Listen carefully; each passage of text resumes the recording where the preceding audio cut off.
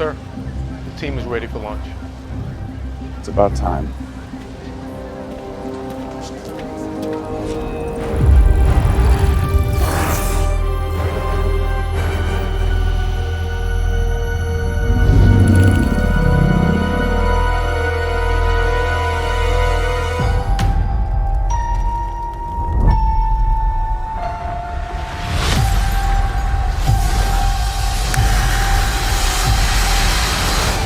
This is our home.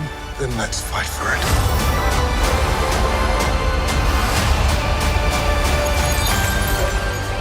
Wandavision is going to be a mind-bending and a very unique story, unlike anything you've seen before.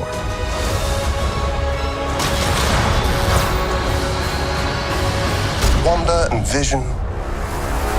Aren't we a five-pack?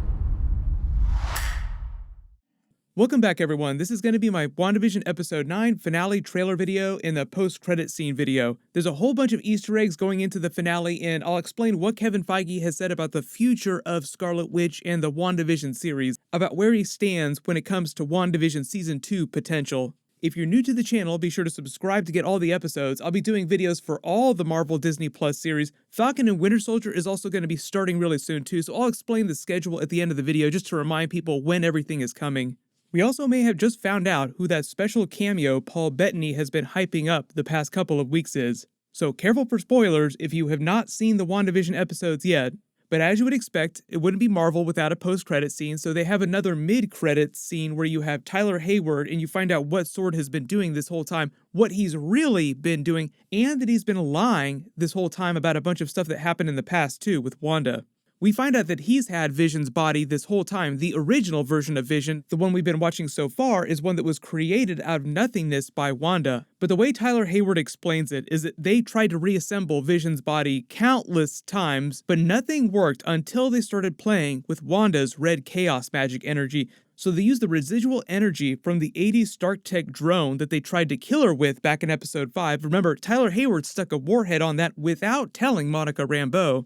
And they're going to launch it into the Hex and hope that it just kills Wanda and brings the Hex down, getting rid of all the other things she's created and taking everything back to normal from before she arrived in Westview. So even though they're hyping up a battle between Wanda's version of Vision and the White Vision, what Tyler Hayward is hoping is that they'll kill Wanda and they'll just get rid of everything with one fell swoop. But as you've seen the past couple of episodes, anytime Tyler Hayward tries to go off the rails, it only makes things worse. So there's this thing that Monica Rambeau said that I think is a big clue. Wanda is both the cause and the solution to their problem. Another really important clue, Agatha Harkness also commended Wanda for her magic on autopilot on the outskirts of town. Like, she wasn't doing anything actively to control that part of the magic. So I think the threat here is the idea is that what if Tyler Hayward actually did kill Wanda? It would not bring the Hex down. The Hex would only get worse. But they really wanted to flip the script during this last episode and explain why he's really the villain of this situation and why he lied about everything that happened when Scarlet Witch came to visit Vision's body. A lot of you are also asking about that. Why did he say that Scarlet Witch stole Vision's body during episode 5? They even had it in the recap at the beginning of the episode. When Wanda came to visit Vision's body, he seemed to know that she had the ability to possibly bring him back. So even though he couldn't have predicted what would eventually happen with the Hex, I think that he was trying to get her to purposefully mess with his body so that he could try other things to bring him back online. Then, much to his chagrin, he found out that her red chaos magic did in fact work, so he just kind of changed the facts at every turn to suit his needs. So that's why he's trying to get rid of Wanda now. Like, I have what I need, I don't need Wanda anymore, and she's a liability because she'll tell everyone what really happened. So he's really just as much of a villain as Agatha Harkness is at this point. I know everybody's kind of wondering who the big bad is behind Agatha Harkness because she has that book of magic, book of dark magic, and it has to belong to somebody.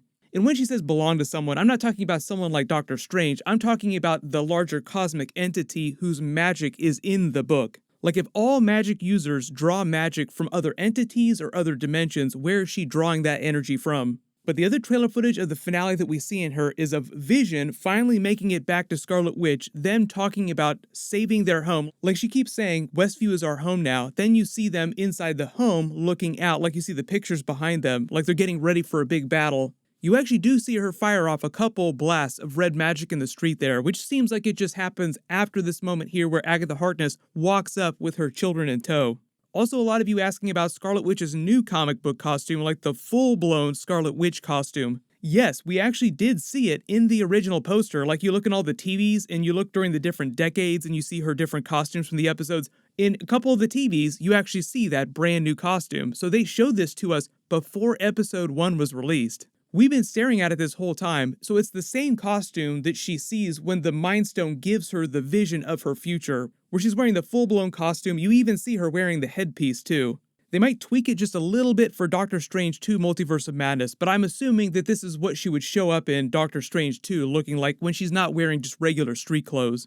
In more context for Doctor Strange 2 as well, so Agatha Harkness calls her this mythical being that nobody thought existed. You've been using chaos magic, Wanda, and that makes you the Scarlet Witch. So the way they're explaining the concept of Scarlet Witch in the MCU is that it's a title that's given to a very special person. They did a version of that in the comics a while ago too. Originally, Scarlet Witch was just Wanda's code name the whole time, like when she first showed up in the X-Men and the Avengers comics, and that was just what they called her. But then the last 10 years or so, they retconned that, and they gave the idea that the Scarlet Witch was just a title that was passed down through different generations, and Wanda's mother, her true mother, was a version of Scarlet Witch before Wanda Maximoff became Scarlet Witch.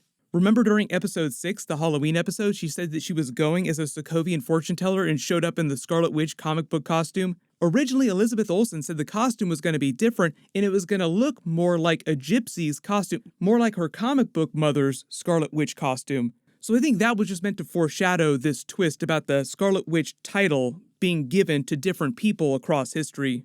Most of you also probably connected the dots too. So earlier in the series when Darcy is talking about her manipulating background cosmic radiation and using that like the Infinity Stone energy or the same energy as the Infinity Stones that was present at the Big Bang, that's the exact same thing that Agatha Harkness is talking about when she's talking about Wanda manipulating chaos magic, manipulating this cosmic background radiation, using it to weave spells. They kind of explained that during the Doctor Strange movie, is that people who are weaving magic inside the MCU are actually just borrowing energy from different dimensions to do that. So Wanda is quote-unquote borrowing background cosmic radiation energy when she's creating all these things. Agatha Harkness also clarifies earlier in the episode that she's super powerful without realizing it, like OP, overpowered, if you're not familiar with that term. She's doing very complex things very easily that it would normally take someone years of their life to figure out. So they're sort of building up the idea of how powerful she is before you get to Doctor Strange 2, which makes more sense why they would cross over, why they would team her up with Doctor Strange to fight whatever major threat surfaces in whatever big post-credit scene they'll have for the finale.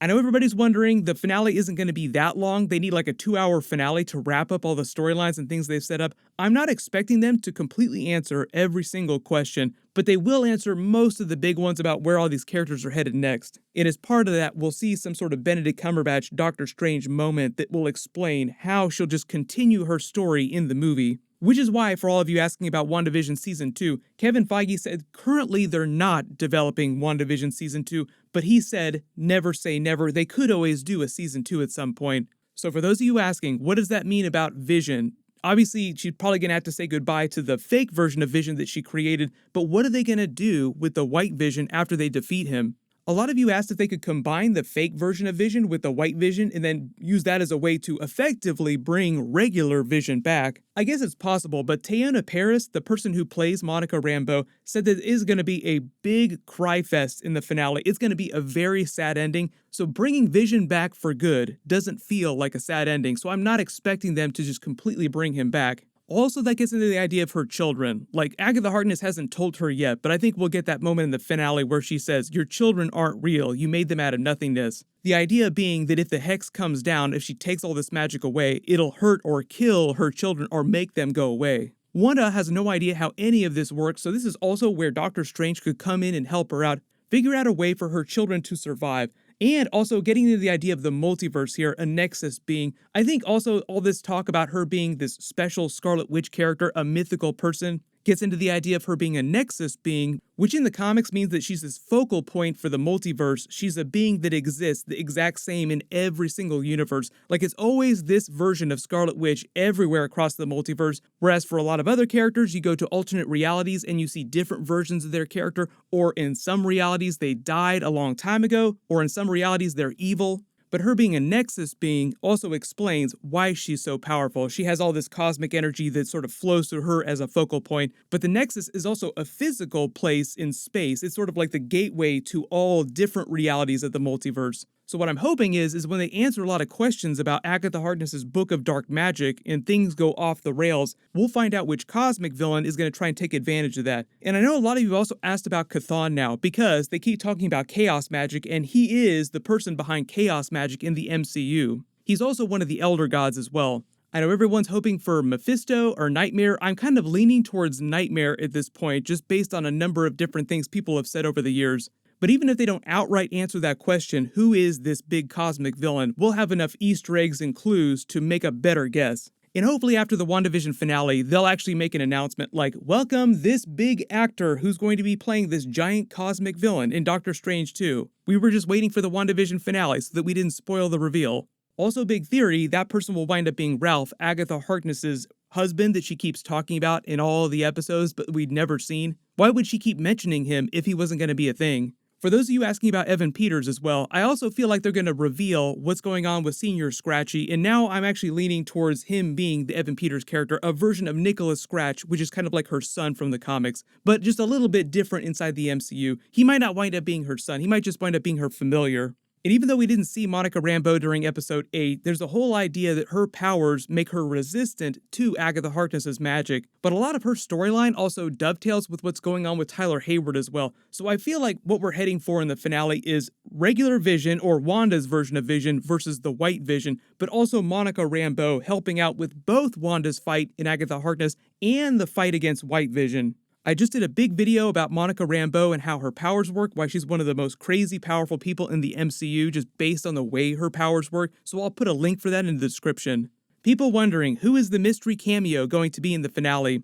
Paul Bettany had been saying for the last couple of weeks that there's this actor that he was really excited to work with, that he wanted to work with his entire life, so people are like, who is the actor that Paul Bettany loves more than anyone else that he has not worked with yet before? Everyone's had their big theories about huge MCU characters, X-Men characters, but here's the thing. What if the secret actor that Paul Bettany was talking about that he had always wanted to work with was just Paul Bettany himself, and he was talking about himself, the white version of Vision?